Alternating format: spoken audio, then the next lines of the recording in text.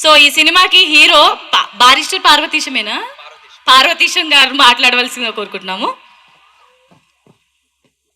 First of all ఇక్కడికి విచ్చేసిన media మిత్రులకి, ప్రింట్ మీడియా వాళ్ళకి అండ్ నా తోటి కళాకారులకు అండ్ ప్రేక్షకులకు వెరీ గుడ్ ఈవినింగ్.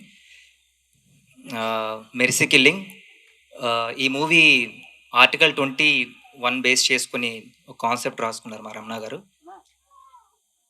జనరల్గా ఏదైనా ఈవెంట్ అయితే డైరెక్టర్ సూపర్గా చేశారు, డిఓపి ఎక్సలెంట్గా చేశారు, హీరోయిన్ చాలా బాగుంది, హారిక బాగా చేసింది అంటారు.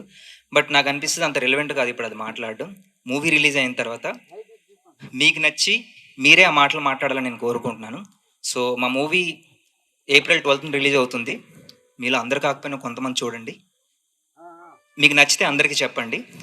సో మా ప్రొడ్యూసర్స్కి ఈ మూవీ వల్ల ఎక్కువ డబ్బులు రావాలి, మా డైరెక్టర్ గారికి మంచి పేరు రావాలి, ఇందులో వర్క్ చేసిన కళాకారులకి, టెక్నీషియన్స్కి మంచి పేరు వచ్చి మరిన్ని మంచి అవకాశాలు రావాలని మనస్ఫూర్తిగా కోరుకుంటున్నాను. Thank you so much. జై హింద్. And Kona sir, I'm big fan of you sir, thank you so much for coming. And Ravi అన్న, thank you so much. And Sai sir, ఇంకా సాంగ్స్ కోసం చెప్పాలి మర్చిపోయాను, నాకు చాలా నచ్చే సాంగ్స్ మ్యాంగోలో రిలీజ్ అయ్యాయి, కాకపోతే అన్ని వ్యూస్ లేవు.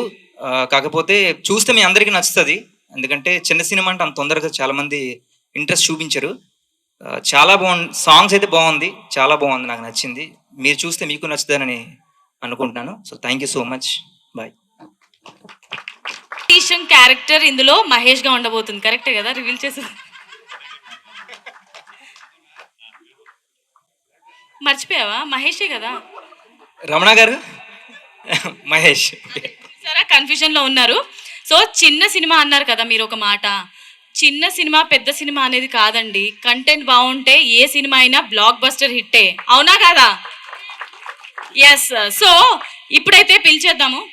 ఇంకోటి ఏంటంటే ఈ రోజుల్లో సినిమా బాగుంటే చాలు, అది ఎవరి సినిమా చూస్తున్నారు. So thank you.